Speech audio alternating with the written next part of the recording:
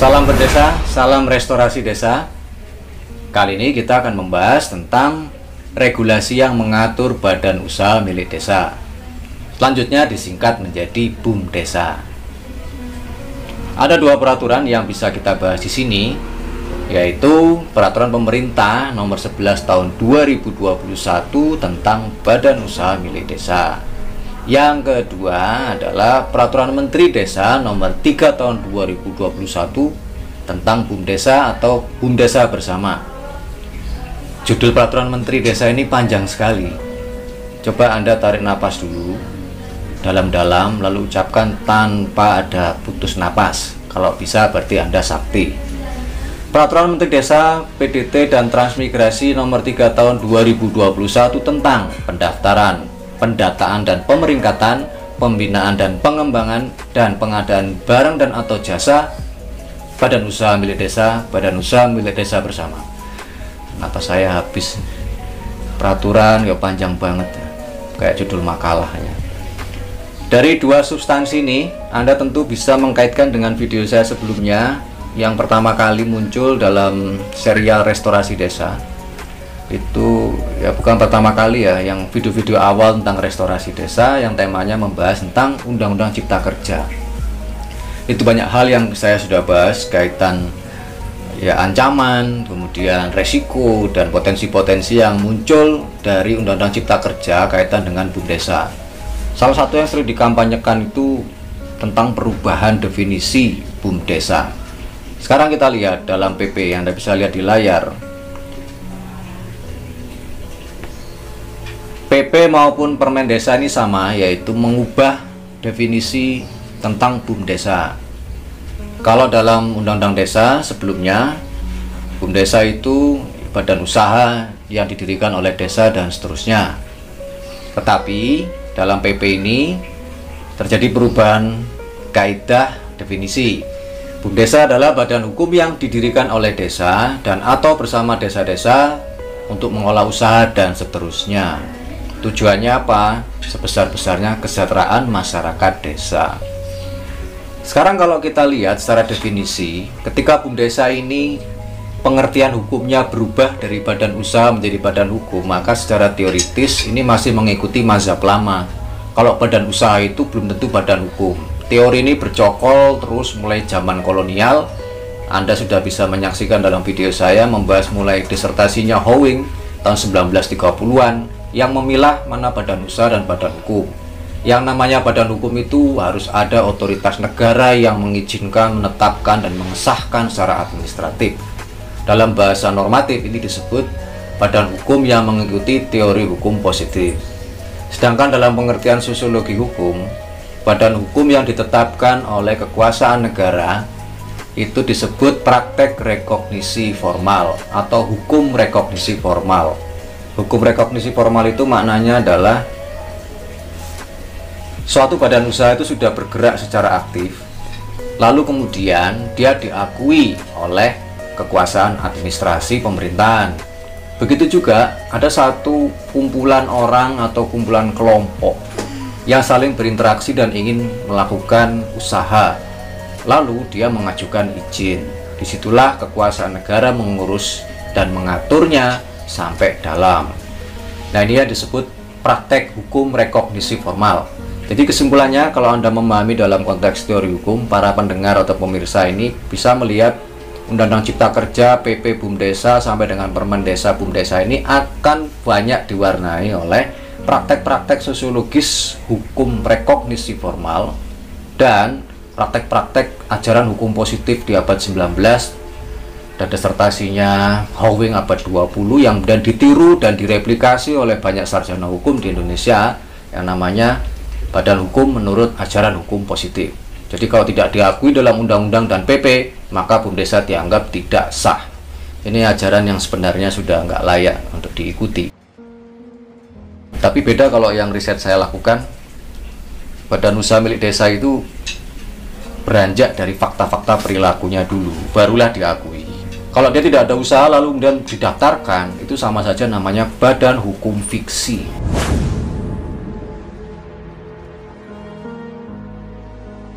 Ini resiko dari definisi yang kemudian berlanjut dengan peraturan pemerintah dan permen desa yang isinya memang mengatur soal pendaftaran. Pendaftaran berhubungan dengan pendataan dan seterusnya. Ya, seperti itulah negara administratif modern. Jadi kalau kita lihat peraturan pemerintah ini mendefinisikan BUMDesa adalah badan hukum yang didirikan oleh desa dan atau bersama desa-desa. Kalau bersama desa-desa ini kaitannya untuk BUMDesa bersama, guna mengelola usaha, memanfaatkan aset. Saya fokus pada frasa atau istilah memanfaatkan aset. Aset BUMDesa itu seperti apa? Aset desa itu seperti apa? Ini yang sering jadi perdebatan yang saya jumpai selama mendampingi BUMDesa. Kalau kita melihat aset desa, itu yang paling gampang adalah uang. Dana desa bisa digunakan untuk penyertaan modal desa kepada BUMDesa. Kemudian yang kedua, regulasi ini masih mempertahankan spirit dari Undang-Undang Desa dan spirit berdesa. Modal BUMDesa terdiri dari pemerintah desa dan masyarakat desa. Kalau Anda lihat di pasal 45 tentang aset BUMDesa atau BUMDesa bersama bersumber dari yang pertama penyertaan modal. Tentu penyertaan modal ini kaitannya dengan modal dari pemerintah desa dan masyarakat desa. Yang kedua, bantuan tidak mengikat termasuk hibah, kemudian hasil usaha. Hasil usaha ini bahasa lainnya adalah laba ditahan kalau dalam akuntansi, pinjaman dan atau sumber lain yang sah. Sebelumnya pada PP 43 tahun 2014, struktur aset atau permodalannya BUMDesa kurang lebih sama semacam ini. Ada penyertaan modal dari desa, masyarakat dan bantuan hibah, pinjaman dan sumber lain yang sah.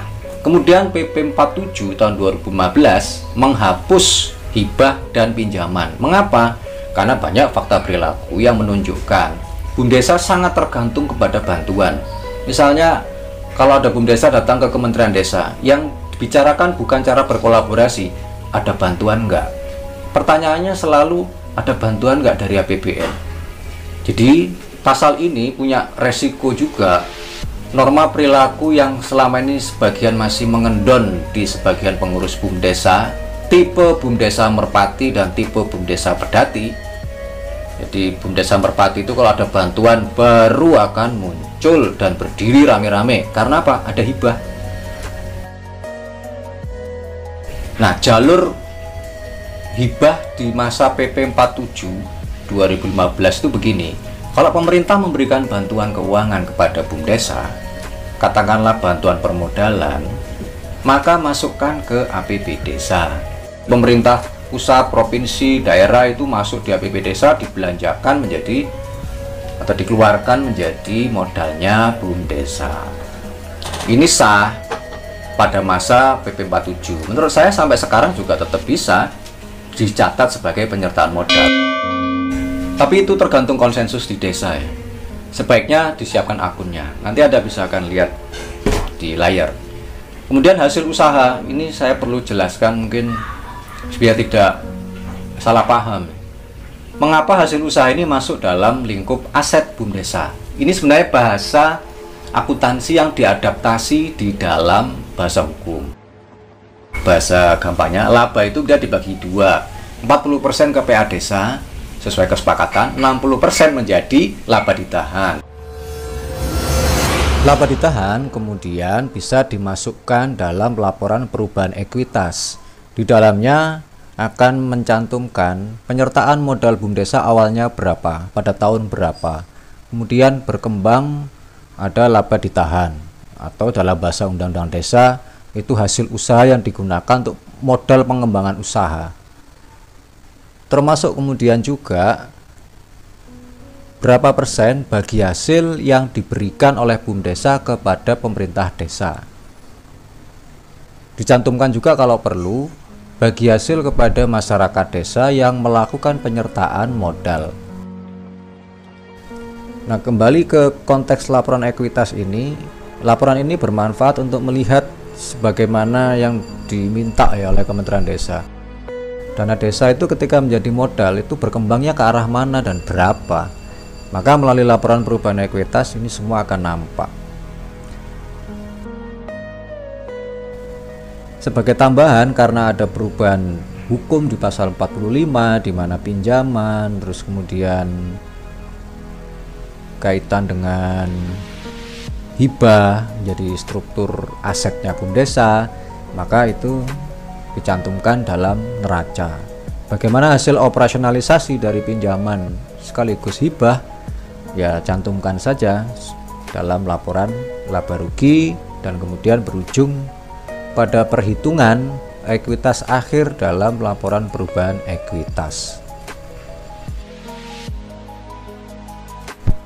Sebagai akhir pembahasan dari video ini, kawan-kawan pendamping desa, BUMDesa, pemerintahan desa perlu berkonsensus bahwa aset BUMDesa atau BUMDesa bersama sebaiknya tetap mengutamakan penyertaan modal.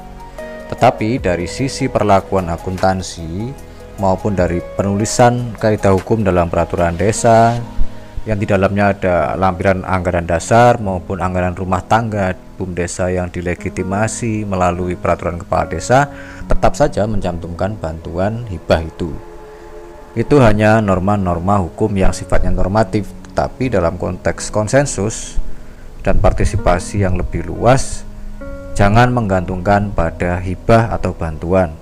Selain itu memang meminggirkan partisipasi berupa penyertaan modal dari masyarakat desa, sekaligus berdampak secara psikologis sosial. Desa akan sangat tergantung untuk meminta bantuan kepada siapapun. Kalau itu yang terjadi, maka implementasi Undang-Undang Desa melalui perubahannya lewat Undang-Undang CK, PP BUMDesa, dan Permen Desa tentang pendaftaran BUMDes ini akan mempercepat implementasi Undang-Undang Desa. Tapi mempercepat implementasi Undang-Undang Desa berjalan di luar rel.